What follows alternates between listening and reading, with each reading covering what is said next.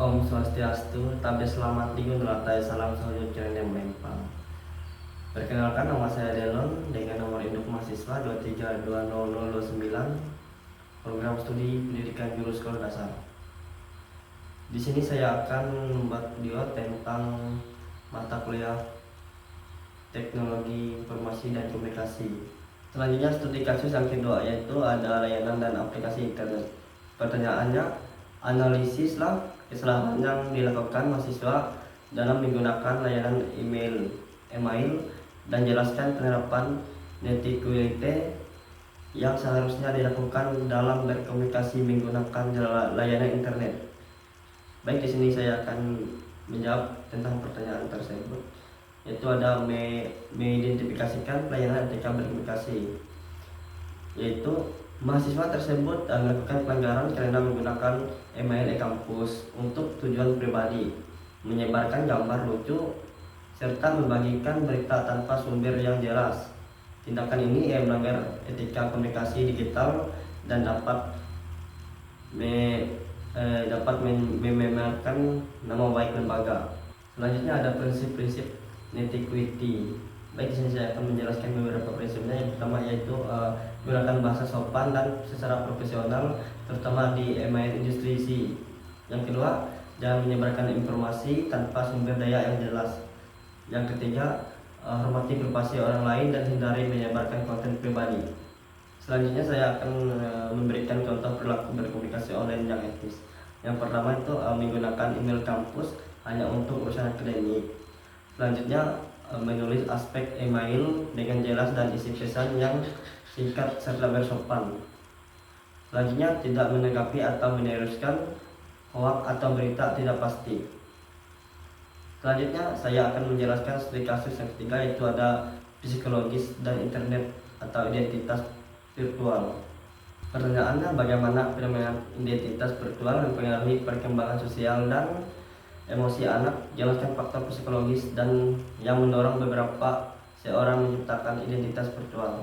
Baik, di sini saya akan mencoba menjelaskan dampak sosial dan emosionalnya, yaitu fenomena identitas virtual dapat membuat anak kehilangan jati diri karena mencoba menjadi orang lain di dunia maya.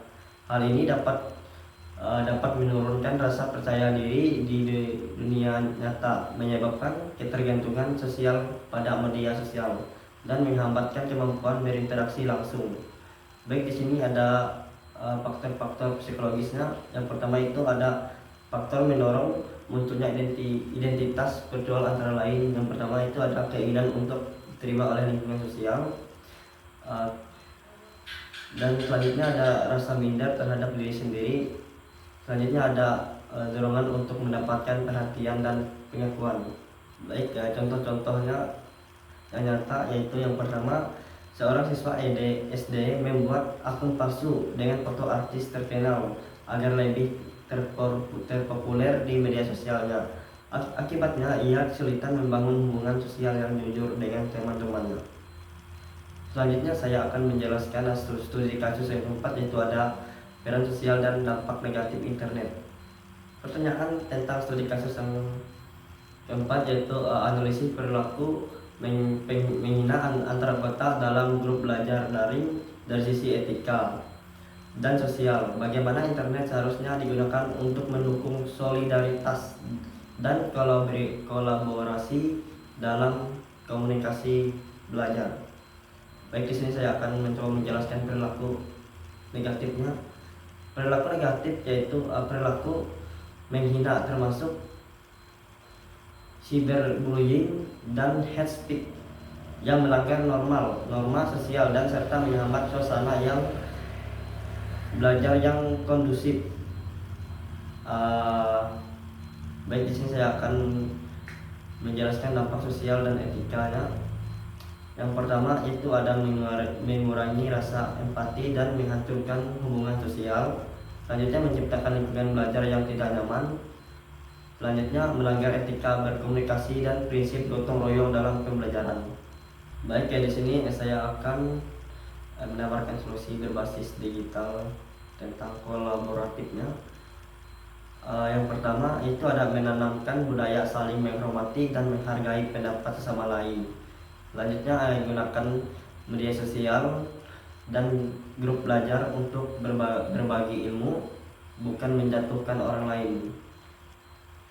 Dan guru atau moderator perlu memberikan contoh dan aturan diskusi yang santun atau sopan santun terhadap siswa-siswanya.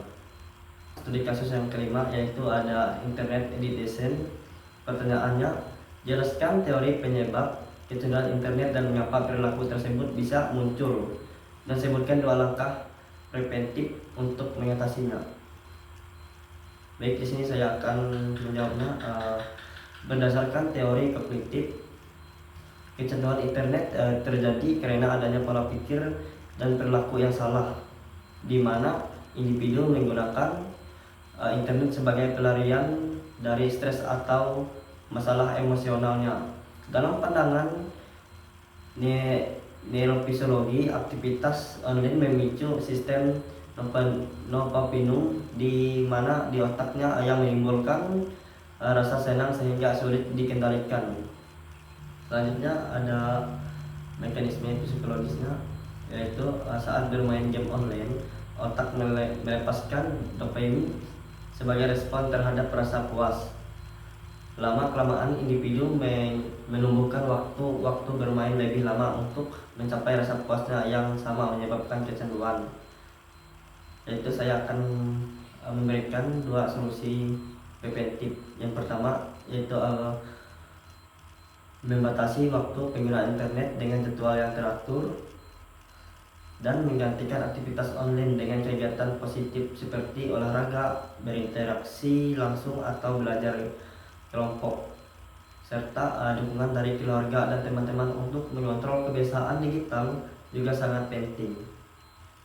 Baik, begitulah atas presentasi saya yang dapat saya sampaikan. Saya ucapkan terima kasih. Saya tutup dengan Prama Santi. Om Santi Santi Santi Om Sahe.